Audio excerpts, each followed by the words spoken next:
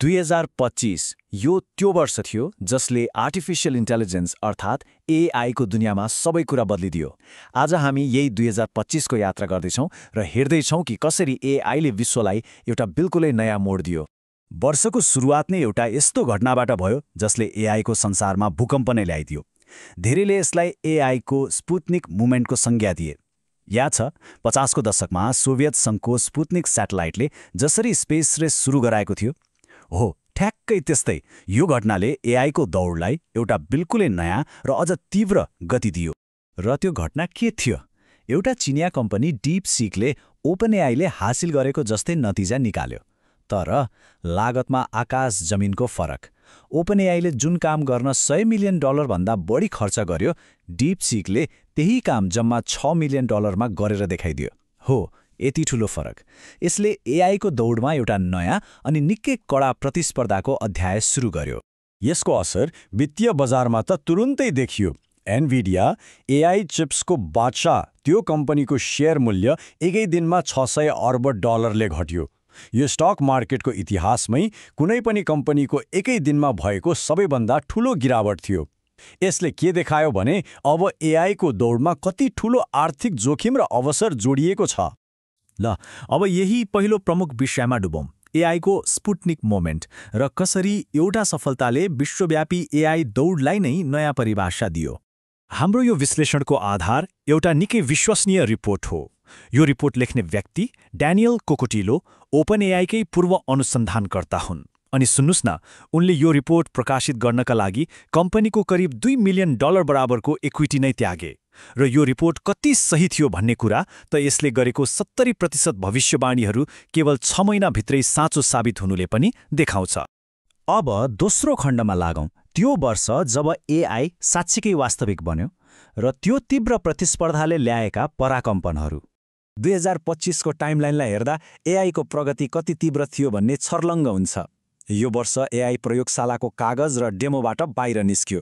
ह्युमनोइड रोबोटहरू कारखानाहरूमा देखिन थाले, ब्राउजरको युद्ध फेरि सुरु भयो, सेल्फ ड्राइभिङ कारहरू सामान्य हुन थाले र एआईको तर्कशक्तिले त गणित ओलम्पियाड जस्ता जटिल समस्याहरू पनि हल गर्न थाल्यो।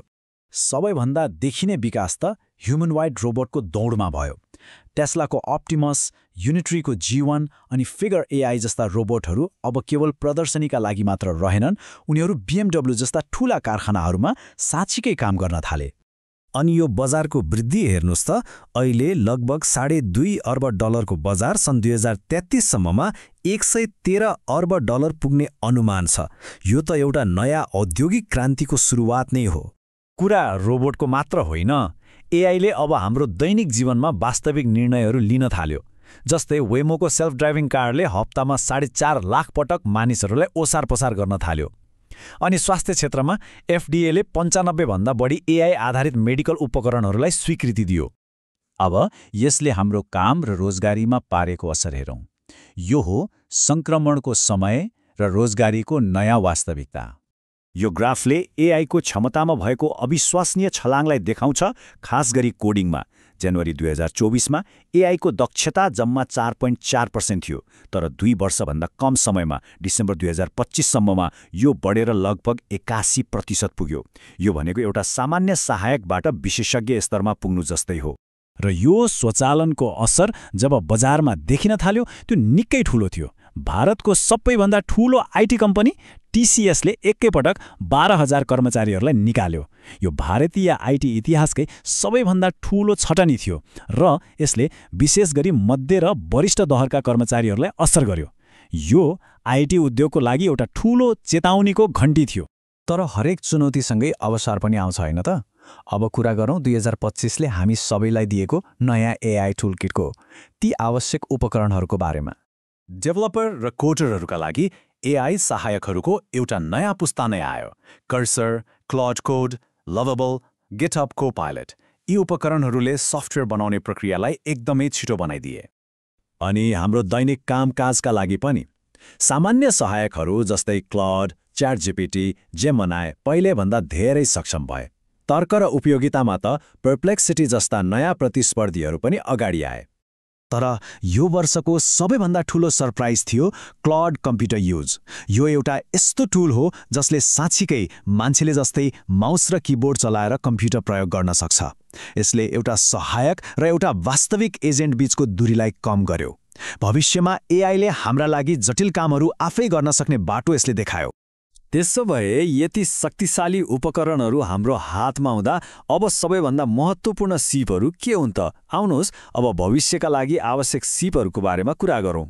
रिपोर्टले 3वटा मुख्य स्किलहरूलाई सबैभन्दा महत्त्वपूर्ण मानेको छ। पहिलो हो एआई अर्केस्ट्रेसन, मतलब कुन कामको लागि कुन एआई टुल प्रयोग गर्ने र तिनीहरूलाई कसरी एकसाथ मिलाएर काम लिने भन्ने जान्नु। दोस्रो हो प्रणालीगत सोच, अर्थात् कुन समस्या समाधान गर्दा सबैभन्दा धेरै फाइदा हुन्छ भनेर चिन्न सक्नु। र तेस्रो र सायद सबैभन्दा महत्त्वपूर्ण मानवीय सिपहरू, नेतृत्व, वार्तालाप, सञ्चार, जुन काम एआईले गर्न सक्दैन। र यसले हामीलाई 2025 को अन्तिम तर सबैभन्दा महत्त्वपूर्ण निष्कर्षमा पुर्याउँछ। त्यो हो एआई जान्ने र नजान्ने व्यक्तिहरू बीचको खाडल अब निकै ठूलो भइसकेको छ। अब एआई सिक्नु र प्रयोग गर्नु केवल एउटा फाइदा मात्र रहेन, यो त एउटा आवश्यकता नै बनिसक्यो। 2025ले एउटा स्पष्ट रेखा कोरिदिएको छ। अब प्रश्न यो हो कि हामी सबै यो खाडलको कुन पक्षमा उभिने? यो एउटा प्रश्न हो जसमाथि अब सबैले विचार गर्नुपर्ने बेला आएको छ।